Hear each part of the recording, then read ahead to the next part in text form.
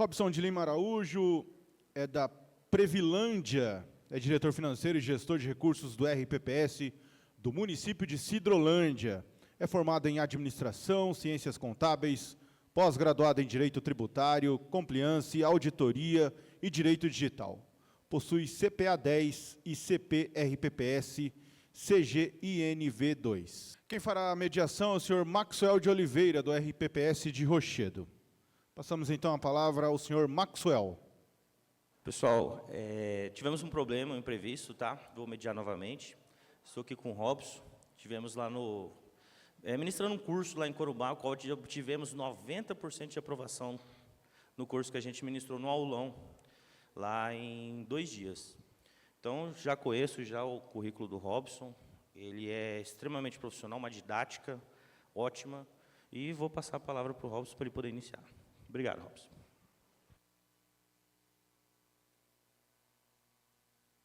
Obrigado, Maxwell. Mais uma vez aqui é uma oportunidade junto, né? Bom dia a todos. Eu vim aqui para falar um pouco nossas rotinas de investimento lá no Previlândia, né? Contar um pouco da história do Previlândia, né? Quando surgiu. É um instituto que tem 31 anos, né? E falar como que a rotina, nada mais do que nós já fazemos lá, que todos fazem, como nós fazemos, né? Qual a estratégia que nós temos adotado para os investimentos. Então, eu vou falar da gestão de uma forma geral e, no final, dos investimentos, tá? O Instituto ele foi criado em 1994, né? Então, lá em 7 de dezembro de 94, tá? Mas as contribuições começou, de fato, né, recolher contribuição para o Instituto, né, no ano de 1997. Né? Então, nós tivemos aí 3 anos de delay, né? Mas ele é um instituto que já está com 30 anos, 31 anos, vai fazer 32 anos agora. Inicialmente, nós não tínhamos sede própria, né? A sede era dentro do Paço Municipal, dentro da Prefeitura, chama sala, onde funcionava o Previlândia, tá? O Previlândia é uma autarquia, né? Nós somos lá do tipo uma autarquia, a instituição nossa, e ali nós fazemos, né, tudo aquilo que da parte de gestão previdenciária dos servidores do município. A nossa estrutura, né, nós temos ali o Conselho Curador, que é o nosso órgão deliberativo com 6 membros, né, tem participação da Câmara, dos sindicatos, né, do Poder Legislativo. Temos o Comitê de Investimentos, né, com 5 membros. Conselho Fiscal é uma diretoria executiva com 3 membros, né, na qual estão todos participando aqui do Congresso. Dos beneficiários, nós temos hoje aproximadamente 421 beneficiários, né, dividido ali entre aposentados e pensionistas. Né. Então, eu peguei os números ali dos 3 primeiros meses do ano, né, para mostrar para vocês. Ele vem subindo esse número, né, então é normal, as pessoas vão envelhecendo, vão se aposentando, né, é uma subida bem leve, mas ela vem crescendo, tá? Então, ali em janeiro, nós estávamos com 316 aposentados, né, chegando ali em março já com 321, né, tivemos esse período de trimestre aí, uma evolução de 5, né, e os pensionistas também vêm subindo, mais lento um pouco, mas também vem subindo, tá? Em termos de folha, de valores, né, nós pagamos em média 1.500.000 de aposentadoria, tá? E 220 mil, 225 mil de pensões, né? Então, nossa folha gera em torno de 1.700.000, 1.700.000 e poucos mensal, tá? Essa é a folha de pagamento de benefícios lá do Previlândia. Aqui nós fizemos uma conta, eu acredito que todos nós, né, fazemos esse acompanhamento, né, a relação servidores ativos por inativos, né? Então, esse é um fator que quanto mais servidores ativos você tiver por inativo, é importante esse número. Então, o nosso tem caído, né? O que repercute isso? Às vezes, a falta de concurso público, né? Então, se demora demais a fazer concurso, vai diminuindo, vai aumentando o número de beneficiários. Então, é um número que a gente tem que ir acompanhando. Então, lá em janeiro, nós tínhamos 2,93 ativos para cada inativo, né? Chegando março aí com 2,86. Na parte da arrecadação, né, o que nós aplicamos lá nos investimentos? O que é o produto de todas essas contribuições, né? Contribuições de segurados, patronais, aporte, parcelamento, né, remuneração dos investimentos, compensação, repasse financeiro. Então, nós fazemos uma gestão, né, desses recursos, dessas arrecadações, de forma que depois podemos aplicá-la no mercado financeiro e poder garantir, né, a meta atuarial.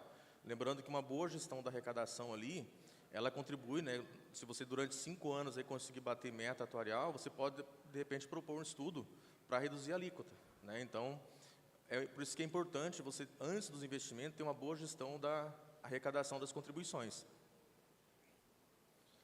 Ali, só para evidenciar em números, né, coloquei os 3 primeiros meses também, as contribuições. Então, a nossa maior parte ali da contribuição é a contribuição patronal, né, que dá em torno de R$1.400.000 e R$1.455.000, né, varia mês a mês conforme a base de cálculo, tá? A segunda maior vem a contribuição dos segurados, né, em torno de 700 e poucos mil reais, 750, tá? E das demais contribuições, aporte, compensação, parcelamentos, que são pequenos em relação às contribuições normais da folha, tá?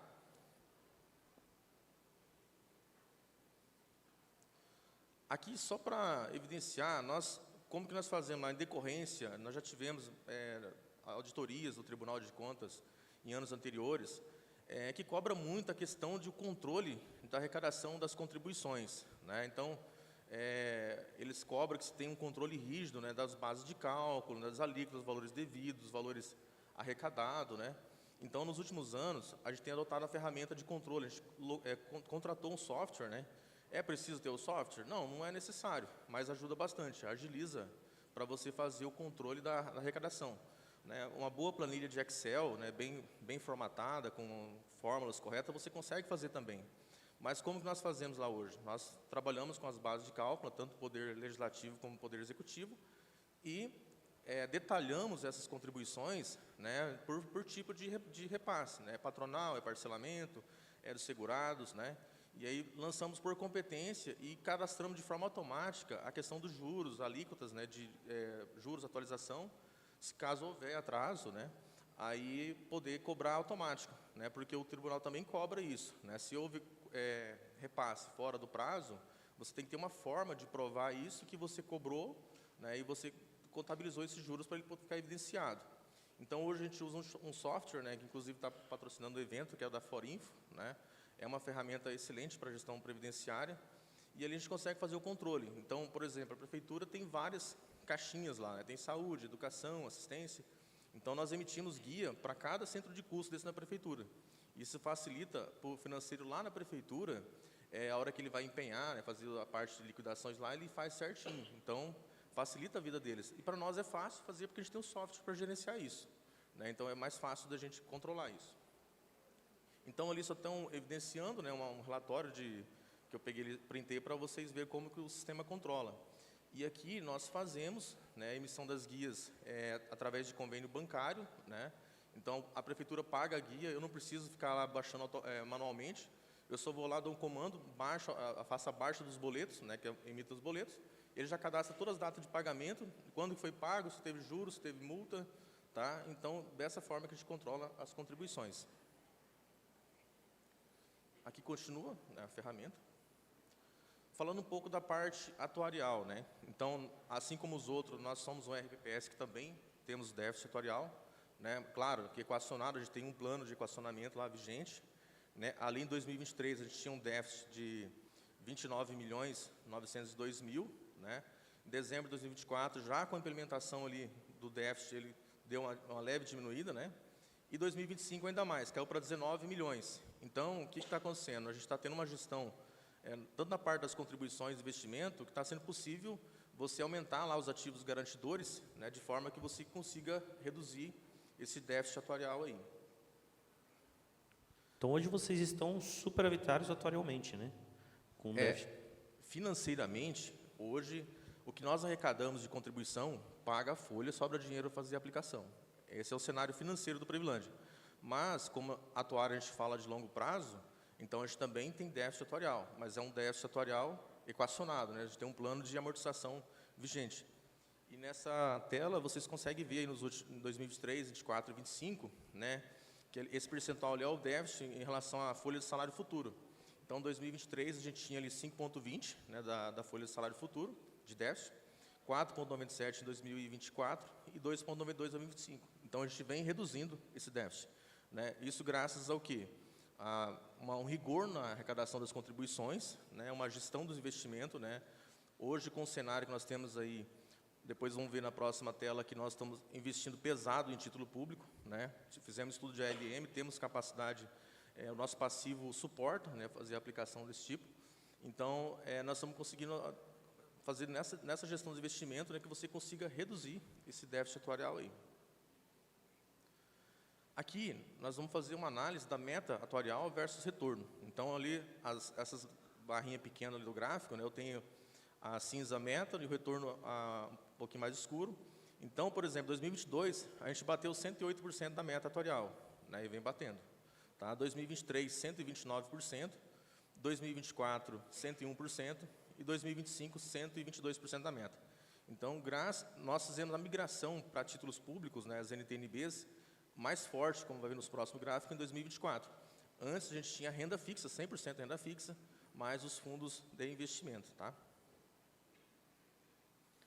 Então, aqui nós temos o retorno acumulado, né, nos últimos 4 anos, em valores financeiros. Então, lá em 2022, a gente conseguiu no ano aí, de rentabilidade 16 milhões, 23 para 19 milhões, e 24, 18, né, deu um pouquinho uma queda. E em 2025 nós fechamos aí com um retorno de investimento de 25 milhões de reais, só de rentabilidade. Tá? Então, a gente está administrando aí o investimento dessa forma que dá esse resultado para a gente. É o cenário ótimo? Ainda não é, mas a gente está trabalhando. Né? A gente tem um comitê lá que é dedicado, né, que se debruça em cima das aplicações, a gente analisa. A nossa consultoria também o tempo todo cobrando a gente, né? É aquilo que o palestrante falou ontem, que a gente não pode reagir, a gente tem que agir antes, né? Então, estudar as possibilidades, geralmente acontece isso, a instituição financeira vem procurar a gente, né? Claro que o RPPS, a gente nunca tem a equipe necessária que precisa, então às vezes a gente trabalha apagando fogo, né? Mas o ideal é você se debruçar e analisar, né, sobre a carteira, o retorno do ativo, se tem taxa de administração, qual que é o valor da taxa de administração do fundo, porque a taxa de administração do fundo, você não percebe, porque o fundo, a rentabilidade já vem líquida para você, mas é um recurso que você deixa de ganhar, né? Então, por isso que é importante fazer essa análise. Aqui ficou muito ali junto os gráficos, só para explicar a migração que nós fizemos para título público. Então, entre 22 e 23 ali, nós tínhamos praticamente toda a carteira, né, em fundos de investimento. Então, a coluna verde é o título público. Então, percebe-se ali que 2024 começamos a migrar para títulos públicos e 2025 pesadamente. De forma que hoje nós temos 170 milhões de reais em NTNBs, vários prazos, né? 2035, 2040, 2045, 2050. Esses são os vencimentos. Muito importante, né, como todos os colegas que trabalham com investimento, para comprar título público, tem que ter o estudo de ALM, né? Tem que saber se o seu passivo vai comportar essa aplicação, esse prazo, né? Além do ALM, tem que ter também o atestado atuarial, né? O atuário tem que atestar dizendo que aquilo ali se adequa ao passivo atuarial, naquele estudo. Então, nós fizemos tudo isso e realocamos a nossa carteira dessa forma, em títulos públicos. Vamos colocar mais ainda, né? Tendo em vista que ele está batendo meta, né? Se você pegar a carteira, todos os títulos, está dando mais de 120% das metas. Então, ele bate meta tranquilo. Tá? Aqui, esse gráfico, ele explica, né, esses montantes, esses valores, é o quanto nós arrecadamos acima da meta atuarial. Ou seja, nós atingimos a meta e esse volume de recurso é o recurso que nós fomos além. Né? Então, batendo a meta, isso é um superplus da meta que nós tivemos nesses anos. Começamos ali em 2022 com 1.358.347, né? 2023 foi para 4 milhões, né? 2025 caiu bastante, a gente quase que não bate a meta, ficou por 200 mil reais, né? Foi aí que nós estudamos, gente, vamos ter que readequar a nossa carteira, né? Os ativos que temos não vai ser suficiente para bater meta da forma que a gente está. Aí começamos a mexer a carteira. É claro, dá um trabalho, né? Você tem que fazer toda a parte tem que primeiro tirar da instituição dos fundos, né? Isso acaba gerando um certo desconforto nas instituições que a gente já tem recurso aplicado. Às vezes os próprios o prefeito às vezes não entende, mas é uma medida necessária, né? Porque o que acontece? O nosso objetivo no RPPS é pagar benefício. Então, nós temos que fazer o recurso rentabilizar de uma forma que você consiga garantir. Não ficar somente apegado nas contribuições, né? Senão acaba ficando pesado. Tá? Mas em 2025 nós retornamos para o patamar da meta de novo acima, né? Então, ali atingindo mais de 5 milhões acima da meta atuarial.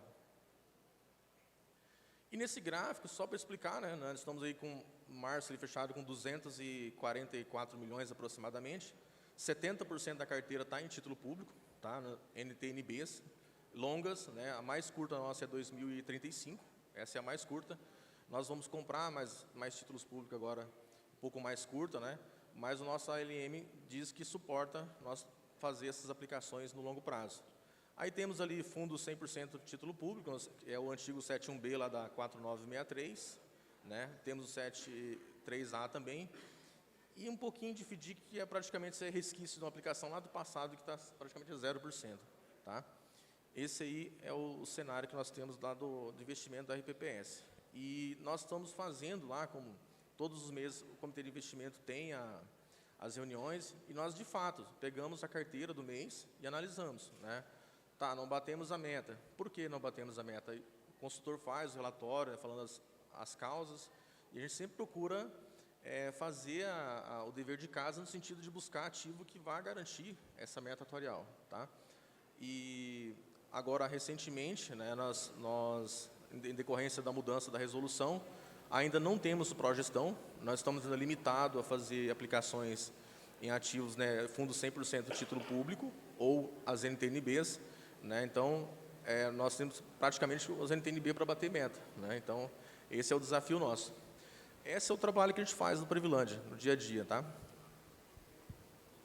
Pessoal, sobre essa situação de gestão de investimentos, por exemplo, eu não tenho um pró-gestão também, mas eu me antecipei a algumas aplicações, não corri risco, fazer loucura com investimentos, tá? Mas antecipei algumas coisas, porque agora todos que não têm pró-gestão vão ficar desenquadrados, se tiver algum renda variável, algum fundo lá nos 3 primeiros incisos. Então, eu fiz um estudo, estudei tudinho o cenário, a possibilidade de mercado futuro, e antecipei, porque eu vou conseguir resgatar, porque lá nós temos, como o nosso município é muito pequeno, a gente tem dificuldade para conseguir o pró-gestão. O máximo que a gente vai conseguir hoje vai ser o pró-gestão nível 2. Pró-gestão nível 3 é um sonho de criança que a gente vai ter lá, né? Um dia tentar alcançar.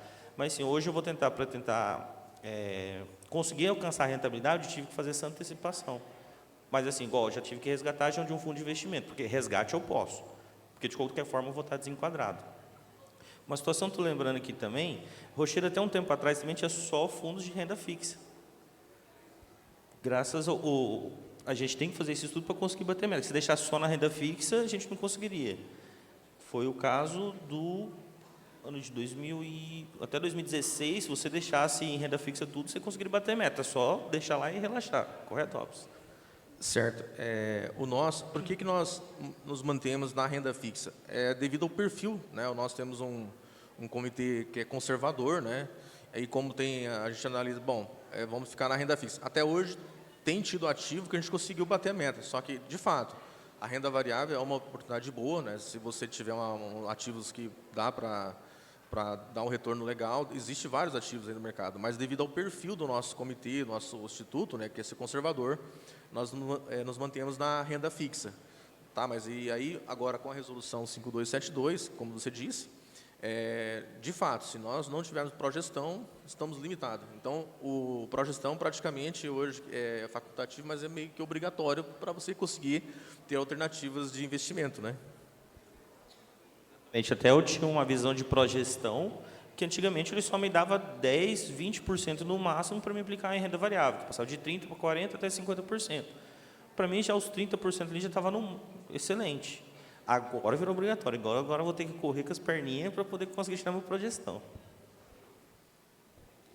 Era isso, gente, que eu tenho para passar para vocês, né? Não podemos falar que estamos acertando 100%, mas estamos buscando, né, fazer uma gestão, né, de forma que a gente consiga entregar o melhor para os servidores e no futuro, né, em breve, o atuário poder chegar e falar para a gente, olha, vamos propor um estudo de redução de alíquota, né, tendo em vista os rendimentos, os resultados que vocês estão tendo, porque a gente sabe que a carga patronal para o município, ela é alta, na maior parte das vezes é uma carga alta, né, e aí, se você conseguir reduzir isso, isso retorna investimento para o prefeito. O prefeito vai poder alocar em outras políticas públicas, em saúde, educação, né, infraestrutura. Então, é importante que nós façamos o dever de casa, de fazer uma gestão de aplicação boa, que isso vai proporcionar isso, um estudo de redução de alíquota no futuro. Robson, como seu amigo, e amigo também de regime próprio, eu fico contente que ver essa gestão. Hoje vocês estão já indo no caminho certo, já estão guiando já o caminho das pedras. Já o RPPS de vocês, com a sua equipe, com você, eu sei que eles vão trilhar o caminho de sucesso. Parabéns.